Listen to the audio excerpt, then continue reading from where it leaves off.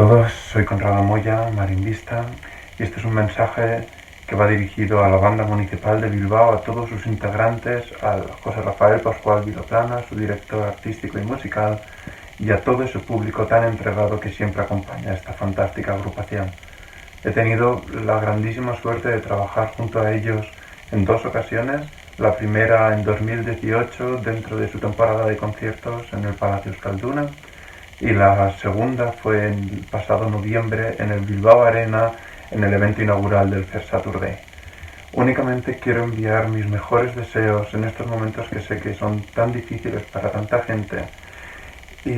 que añoramos tantísimo poder ir a un concierto y unirnos gracias a esa fantástica magia que la Banda Municipal de Bilbao generaba en sus conciertos gracias a la música. En estos momentos lo mejor que podemos hacer es quedarnos en casa y proteger a todas aquellas personas que son tan vulnerables a esta situación que estamos viviendo. Todo llegará y esperemos que pronto y podamos volver a esos escenarios y volver a compartir esos fabulosos momentos que esta banda siempre nos ha hecho compartir.